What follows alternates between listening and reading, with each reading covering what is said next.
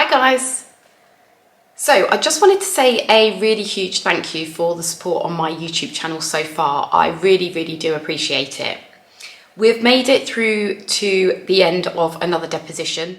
Here is the final part of Virginia Giuffre's deposition. Before we go on to that, I just wanted to give you a couple of reminders of what to expect on my YouTube channel over the following weeks. So I have obviously been keeping a very close eye on the news. And I hear in the last couple of days there could be another Ghislaine Maxwell deposition part 2. Apparently it could be even more explosive, who knows. That may be being released. So again, I'm going to be keeping a very close eye on all the news and bring this to my YouTube channel so that you guys keep updated. If there is another deposition, then I absolutely will be narrating it. So look out for that if that does indeed come through. There's going to be a thoughts video on the Virginia Giuffre's deposition in exactly the same way that I did for Ghislaine Maxwell. And that will just go into a little bit more analysis in terms of the deposition itself. I will probably draw conclusions in terms of Virginia's and Ghislaine's, just purely because we've now done both of them. So yeah. Then there's also going to be reviews coming up, loads and loads of other stuff, full of shiz, as this channel absolutely is. It's just stuff that I love to share, just because I love creating. So yeah. So here is the final part of Virginia Giuffre's deposition, part 11.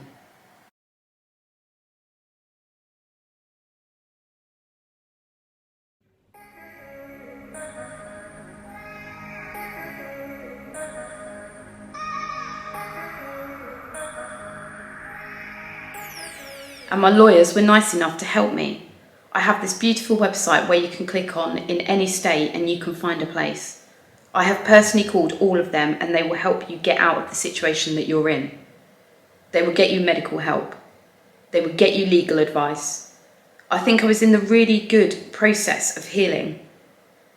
And when this came out, it just ruined me all over again. All right, tell me all of the damages that you claim occurred to you because of Defendant's Exhibit 27. My reputation, my psychological abuse, physical ailments, my marriage has suffered, my family life has suffered, I'm constantly battling depression. I feel like I've taken 10 steps forward and 12 back since this all happened. Okay, and by since this all happened, do you mean since January the 2nd, 2015? That's correct. All right, have you lost any income since January the 2nd, 2015 as a consequence of Defendant's Exhibit 27? Well, I believe that my charity was going to go forward and help other victims, was going to not only bring in income, but also be able to provide women with shelters and food and assistance that I wanted to help them with. I haven't been able to get a job or work or anything like that. You know, financially, my husband brings home the money for me. But as myself goes, I couldn't work right now with everything going on. How much income were you making prior to December the 30th, 2014? Well, I've been a stay-at-home mum since 2006. So how much income have you lost as a result of Defendant's Exhibit 27? I could only imagine, you know, being the head of a corporation, a charity, I would be earning a decent wage. It's hard to say how much I would be earning because it is a non-for-profit. But because of these statements telling everybody in the world that I'm a liar, my charity has not been able to take off. And as a consequence of that, I've missed out on the results of not being able to go forward with it. Okay, have you applied for any job that you've been denied since January the 2nd, 2015? I haven't been denied a job. I've thought about applying for jobs. But I mean, the second that you Google my name, people are going to know exactly who I am. And these days, employers Google everything. And it makes me fearful that if I do go apply for a job, which I would like to, I mean, my kids are all at school now. I'd like to get back into the workforce, but I'm afraid if I do, my past is going to stop me from being able to do that. No one wants to hire a sex slave. How has your reputation been harmed by Defendant's Exhibit 27? Well, number one, my charity. I mean, that was my voice for other people to get help. And I don't think that people want to get help from somebody who's called a liar in the press, somebody who is claiming to be a victim that isn't. I mean, I wouldn't want to get help from somebody who did that, you know? And I know when I introduce myself to people these days, I don't introduce myself as Virginia anymore. I introduce myself as another name because I'm afraid that if people read papers or if people Google or find out who I am, then they'll think differently of me. Who do you introduce yourself as? I tell everybody my name is Jenna. In what country or location has your reputation been damaged as a consequence of Defendant's Exhibit 27? Considering this is worldwide publication, I would saying England, America, Australia. You know, friends in Australia were seeing my face on national TV. Like I said, I can't remember if it was 2014 or 2015. And I have since not been in contact with those friends. I thank them for their sympathies, but it's not something I want people to know about. You know, especially people close to me. I mean, I want to go out there and I want to help other victims, but being called a liar and having to sit there and second guess if I'm telling the truth or not doesn't really give me much incentive to want to make friends. Did anyone in Penrose, Colorado approach you and mention Ghislaine Maxwell's name? We have reporters at our door. Did anyone in Penrose, Colorado approach you and mention Ghislaine Maxwell's name? What, reporters? Yes, plenty of them. Did anyone who lives in Penrose, Colorado approach you and mention Ghislaine Maxwell's name? Have you ever been to Penrose? It's in the middle of nowhere. So I didn't have friends in Penrose. There was nobody that I knew there. All right, and which reporters mentioned you and Maxwell's names to you in Penrose, Colorado? We have reporters chasing us down the street, in car parks, taking my kids to the doctors, going to the grocery store, you know, asking me all kinds of questions about it. And I didn't talk to any journalists or reporters about it. And what do you recall any reporter saying to you that included the name Ghislaine Maxwell? Asking me, I don't remember what they asked me, to be honest. There was regarding Ghislaine and blank and Jeffrey Epstein. I mean, it was narrate. You know how reporters can be when they're hashing it at you. Okay, so no one in Penrose, Colorado who lived there mentioned Ghislaine Maxwell by name to you? Besides reporters? Right, people who live in Penrose, Colorado. Right, I didn't know anyone in Penrose except for my mum. Okay, now in March or April of 2015, did you fly to New York? I'm sorry, what date? March or April of 2015, did you fly to New York? It's a possibility. Did you stay at the Ritz-Carlton? It's definitely a possibility. Were you there with Mr. Edwards and Mr. Cassell and Sigrid Macaulay? I've been to New York quite a few times, so I'd have to refresh my memory. But I have been to New York with Brad Edwards and Paul Cassell and Sigrid Macaulay. Was that after January the 2nd, 2015? Definitely could be. Did you give an interview to ABC News on camera? I did. And that was after January the 2nd, 2015? I did. Did you give an interview to Good Morning America? No. All right, did you correspond at all with Good Morning America about the publication of your story? I can't remember if ABC and Good Morning America wanted to do something together. All I know is I was interviewed by one person at ABC. I never was interviewed by anyone from Good Morning America. Maybe they were going to show the same airing in the same show, but powers that be, of course, wouldn't let it go forward. Did you give a lecture? to the Human Trafficking Coalition sometime after January the 2nd, 2015. I did go for a speaking engagement. I don't remember when. Was there any speaking engagement you had booked that was cancelled after January the 2nd, 2015? I can't remember off the top of my head. All right. You founded Victims Refuse Silence in February of 2014. Correct? It was a process because obviously you have to go through all of the bylaws and everything. I think we started it in October of 2014, but it wasn't official until January, I think. Okay, so in the period it was in operations before January the 2nd, 2015, had you been paid any salary by Victims Refuse Silence? No, I hadn't. It was just up and running, so there was no... Had any contributions been made to Victims Refuse Silence before January the 2nd, 2015? I can't recall. You know, we've only had a few contributions. I don't know what dates they were put in. Has anyone else called you a liar in the press? Yes. Who? Blank.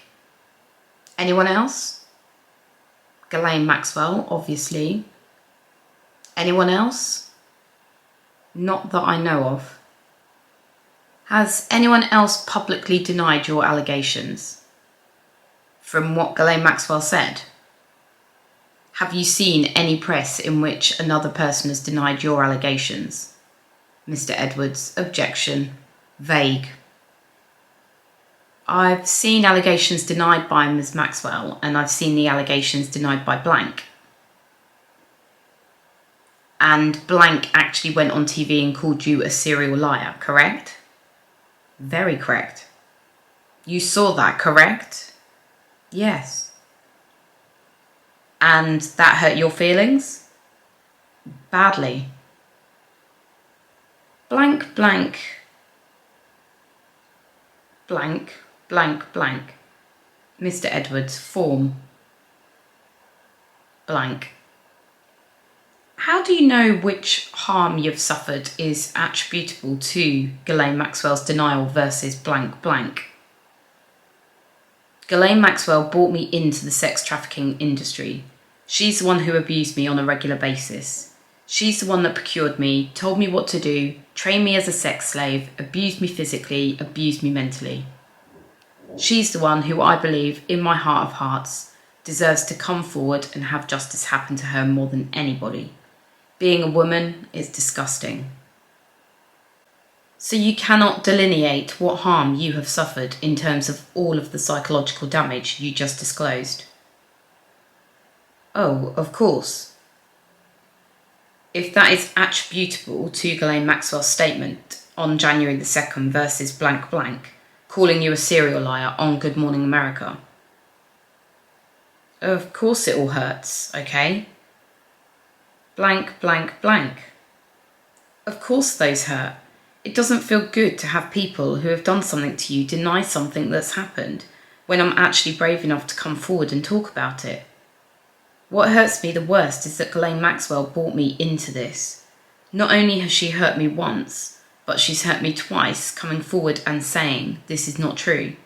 This is categorically untrue and obvious lies. That to me is a stick in the mud, and that to me is what caused the most harm to me. Okay, and so can you point to any person who has referenced Ghislaine Maxwell's denial in the press or to your face or anywhere? Can I point to a person? Can you point to any time that someone has referenced Ghislaine Maxwell's denial to you in any context? Mr. Edwards, objection.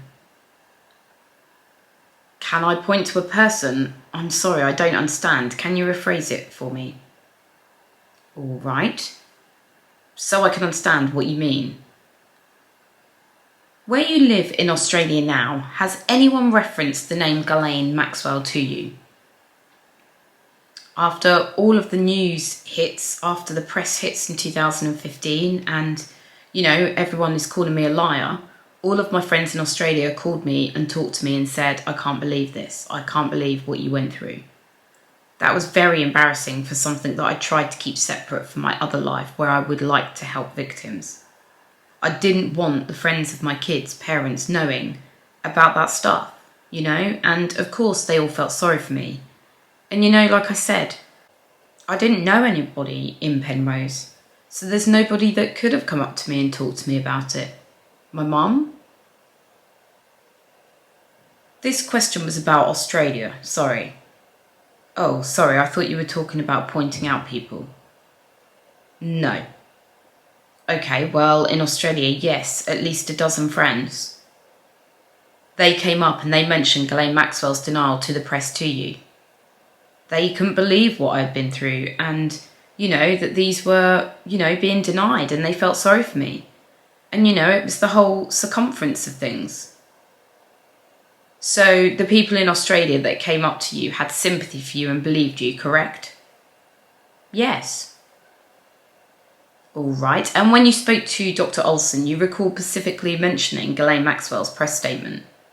Mr. Edwards, object to the form.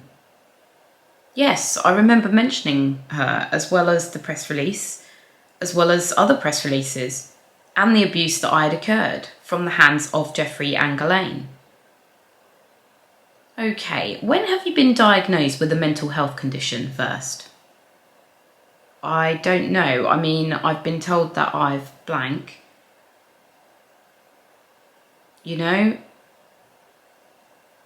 were you first told that? Well, early in 2003, I believe, is the first time that I was suffering from blank. And then my doctor, Judith Lightfoot, has in 2011, blank blank. And I've recently seen another doctor who said that I've got the exact same symptoms that Judith Lightfoot mentioned, which is blank blank. Which doctor is that? I don't honestly know his name. When did you see this new doctor? Mr. Edwards, sorry, if you're referring to a doctor that's been sent to you by one of your lawyers. Yes. Mr. Edwards, at this time, I'm instructing you not to answer. Okay. Wait, what is it? You've seen a doctor and you're not going to answer what doctor you've seen. Mr. Edwards, sure.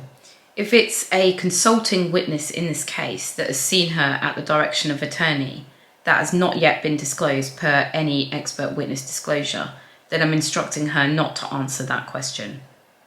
If that's what you're referring to. I don't know if that's what you're referring to. That's what I'm referring to. All right, so you recall seeing Dr. Lightfoot, you recall seeing Dr. Olsen, and you recall seeing a new unnamed doctor recently. Anyone else you've seen since January the 2nd, 2015? Dr. Olsen, Dr. Lightfoot. Oh, Dr. Donahue. Where is Dr. Donahue located? He's in my suburb, or he's a suburb next to me in Australia. And is that a psychiatric type doctor, a medical type doctor? He's medical. And what did you see him for, or her for? I didn't have anybody to I just got to Australia and Judith Lightfoot was helping me. Blank, blank, blank. And I told him the reason. And this is since you returned to Australia. Correct.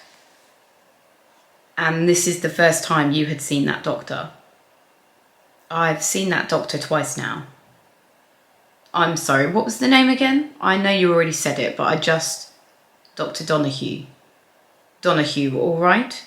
This doctor that you haven't yet disclosed, where did you see that person? In what country? United States? And in what state? San Francisco. And when did you see that doctor? Last Friday. And how many times have you seen that doctor? Once, well, twice actually. I saw him the next day too. All right. Did you suffer from anxiety before meeting Jeffrey Epstein? I was never prescribed anything for anxiety before I met Jeffrey Epstein. That wasn't my question. Were you suffering from anxiety before you met Jeffrey Epstein? I think a person who has gone through as much trauma as I have in my life would suffer from quite a few problems. But like I said, I was never prescribed anything until I met Jeffrey Epstein. Did you suffer from panic attacks before meeting Jeffrey Epstein? Nowhere near as bad, no. So you did suffer from blank. They just weren't as severe. Is that what your testimony is? No, what I'm trying to say is I did have blank. I did have blank. I had lived a very hard life prior to meeting Jeffrey Epstein as well. After meeting Jeffrey Epstein and Ghislaine Maxwell, everything escalated. That's when I started to take Xanax and smoke marijuana to help calm the anxiety and everything down. Before you met Jeffrey Epstein, had you used any drugs? Sure, yes. Which drugs had you used prior to meeting Jeffrey Epstein? I smoked pot. I've taken ecstasy. Cocaine? Yeah, I would have snorted cocaine. Did you ever abuse alcohol before meeting Jeffrey Epstein? No, I wasn't even of age to be able to buy it. I mean, if there was alcohol at parties, I would have drank it, but I wouldn't say I abused it. Okay, were there ever occasions upon which you were observed to be drunk by other people prior to meeting Jeffrey Epstein? If you're drinking, the possibility of getting drunk is always there. I can't recall exact situation where that was the case, but... Were you diagnosed as a drug addict prior to meeting Jeffrey Epstein? No, I was not diagnosed as a drug addict. Were you sent to live at a rehabilitation facility because of your use of drugs? No, that was more of a group home. Yes, it was also a rehab facility, but it wasn't because I was a drug addict. I wasn't coming off of anything. Had you abused drugs prior to meeting Jeffrey Epstein? I took drugs. I didn't abuse them, but I took them. Okay. Recreationally. How often do you see Dr. Lightfoot? Once a week, every Monday? I've skipped this week because I've been over here and it's expensive to call back home right now, unless you FaceTime, but... Has Dr. Lightfoot recommended that you see a treating doctor in person? No, she knows my history pretty well, and she's a very wonderful woman, and I honestly wouldn't... Dr. Donahue wants me to go see another psychiatrist in person, but I prefer to stay with Judith because she's someone I can personally relate to. How much does it cost you every time you talk to Dr. Lightfoot? Her normal fee is $200. And how much do you pay? She doesn't charge me anything anymore. When did she stop charging you? Since I got back to Australia. So before you left for Titsville, Florida, you saw her and you were paying $200 per session? Yes. And what has Dr. Lightfoot recommended that you do in order to get better? She loves what I'm doing with speaking out. She thinks the more that I speak out about it, the stronger I'll become. She recommends that I write my book. I tell my story. She thinks not only will it help me, but by helping me, it'll help others find a way to get out of the situation and to know that there's other girls who have gone through what I've gone through and what they're going through. She recommends meditation, breathing techniques, focus techniques. Does she prescribe medications for you? No, she doesn't. She's a spiritual doctor. Is there anything that she's recommended that you do that you're not doing? Is there anything that I do that she recommends I don't? Sorry, say that one more time. That's okay. Is there anything that Dr. Lightfoot has recommended that you do that you are not actually doing? Are you following her advice? Yes, I am. Okay, and what has Dr. Donahue recommended that you do? Blank page 337, 338, 339. All right. I'm going to ask that we take just a brief break and that I can hopefully then come back and just ask a few final follow-up questions. Okay? Okay. Videographer, we are off the record at 5:16. Recess taken from 5:16 to 5:25 p.m. Videographer, we're back on the record at 5:25. Page 340 is blank. When was it? I don't know the exact date. What's your best recollection? I don't know. I would have to have dates in front of me. If you've got something that has a date on there, I'm happy to look at it and tell you it's right or wrong. It was a few months ago or many months ago. To my best recollection, it was about a year ago. I have no further questions for you at this time. As you know, there are some questions that you refuse to answer and other questions that your attorney directed you not to answer. So we will take those up with the court and may see you again. Okay, Mr. Edwards. And just as a matter of clarification, I don't believe that there's anything she refused to answer. There may be things that I've instructed her not to answer because I believe that they were privileged, or for whatever reason I instructed her not to answer, but she hasn't refused to answer them. Either way, the record is what it is. I was going to say, do you dispute that the court reporter has been taking down what was said the entire time? Mr. Edwards, I'll read it. She'll read. Actually, that's a good question. Do you have any questions that I've asked you today that you don't feel like you understood?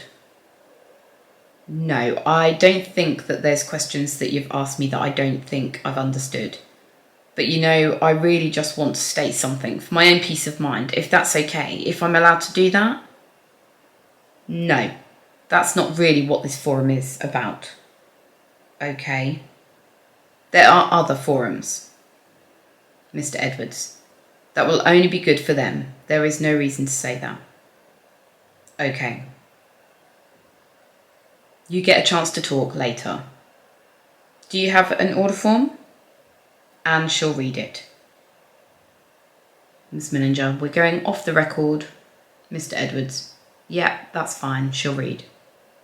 The videographer, that concludes today's proceedings. We're off the record at 5:28.